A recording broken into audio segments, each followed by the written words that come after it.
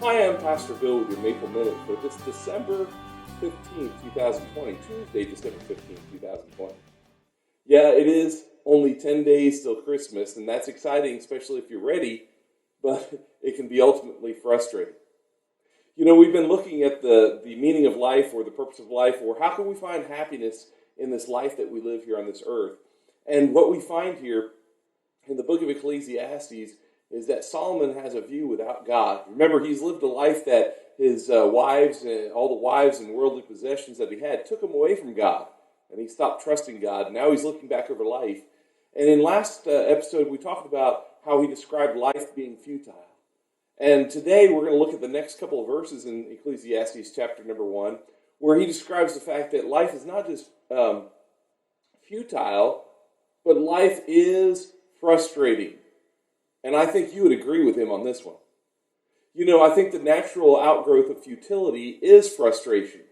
When things just get so frustrating, it's because we can't find a solution. We can't find the answer. We can't find something that gives us hope and meaning. You know, in all of his observations, Solomon moves from the evidence of futility to the evidence of frustration when God is removed from the big picture. And that's what you have to keep in mind as we go through this.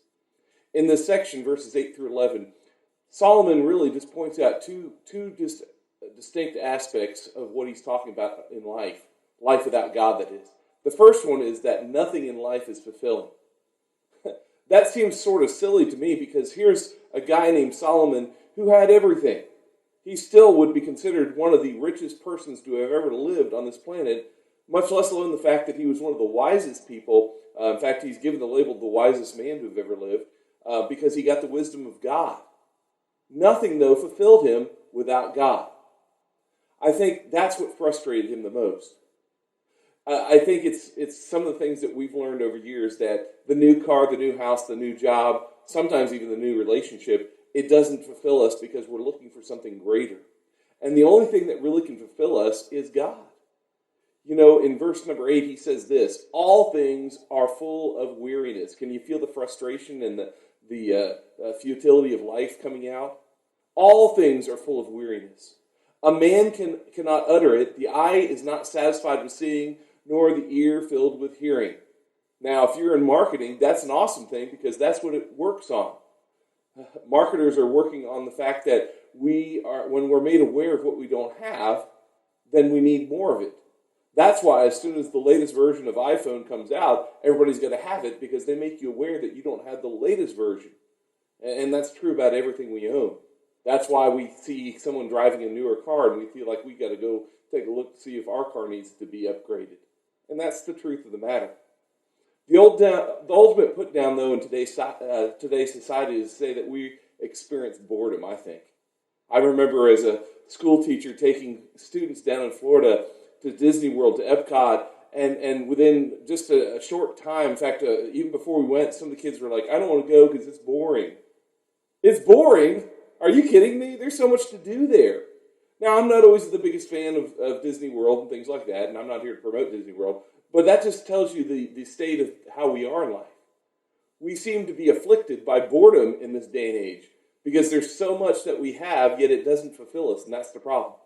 Everything ultimately brings weariness and boredom, forcing us to seek more and more diversion constantly. That's why social media is just such an outstanding thing, because you can get on 24/7 and see statuses of people all over the world. The entertainment industry rests on this premise that you will be bored, so they keep coming up with new things. See, ultimate boredom is the fate of those who can look only under the sun for meaning, and that's what Solomon was trying to get us to understand. That ultimate boredom may be the worst fate of all, too. He goes on from that in verses 9 through 11 to tell us that not only is nothing fulfilling, but nothing is fresh. We look all at the world that is around us and we realize there's nothing new under the sun. And that's what Solomon says. He says it like this in verses 9 through 11. He says, what has been is what will be, and what has been done is what will be done, and there is nothing new under the sun. Is there anything which is it is said of which it is said, see, this is new? It has been already in the ages before us. There is no remembrance of former things, nor there will be any remembrance of latter things yet to be among those who come after. Solomon is giving a very glaring, gloomy description, but it's something that we know is true. People don't really see anything new. It's just reinvented. My dad pointed that out years ago when he talked about fashions and how fashions just sort of recycle. You can see it as you see the fashions re-emerging. They're just repeats of things that have been done before. There's nothing new under the sun. And yet that causes us to feel frustrated with life because we're looking for something new because we feel like something new would complete us. That's why you'll see husbands leave their wives or wives leave their husbands because they're looking for a new relationship to be better. That's why you even see church members leave churches because they're looking for a new experience, a new fresh way, a new band, a new sound, a new preacher, a new feeling.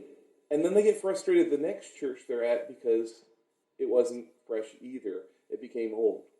Solomon's conclusion is that life under the sun, life without putting God as the center of your purpose, is just a bunch of repetitions, and it is what he said, vanity. Nothing is satisfying, and nothing is really new, and nothing is remembered. It's just a big cycle. In fact, he comes to the conclusion that there is no profit under the sun. Solomon has lost his sense of meaning in life. He had the wealth, he has the fame, the power to do whatever he wants, yet he can find nothing that was worth wanting to do. Solomon would later centralize the question of his book in this way. In Ecclesiastes chapter 6, verse 12, he says, "For who knows what is good for man while he lives the few days of his vain life, which he passes like a shadow?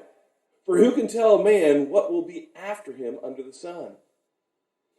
Blaise Pascal, he said this, and I've quoted him before in church. He says this: "There is a God-shaped vacuum in the heart of every man that cannot be filled by any created thing, but by God alone made known through Jesus Christ." You know, as we approach the Christmas season, the frustrations of standing in lines for long hours, of not getting what we wanted, of crowds, of cars, of traffic, of all those things, that some of us will just say, "I'm so frustrated, I don't even want to go out." Well, those things don't have to be a frustration on them. See, we need to realize the real sense of the season is Jesus Christ. Simply put, he's the greatest gift ever, as we've been talking about on our Sundays. You know, anything else would be the equivalent of trying to force a square peg into a round hole in life.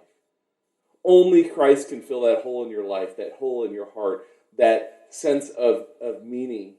And if we view life, even with all the money, with all the possessions, with all the relationships, with everything we think we could have, we're going to come up short because nothing is fulfilling and nothing is fresh under the sun. It's all vanity of vanities. So this week, as you approach the Christmas holiday, let's approach it differently. Let's not think about all the food that we need to get for people and all the gifts that we need to give and all the things that we need to get. Let's think about the Christ who came and he was born in a manger and died on the cross for our sins. The greatest gift. And then maybe we take it and share it with somebody else. Because if we could just share not a Coke with the world, but Jesus Christ with the world, it would change the world forever.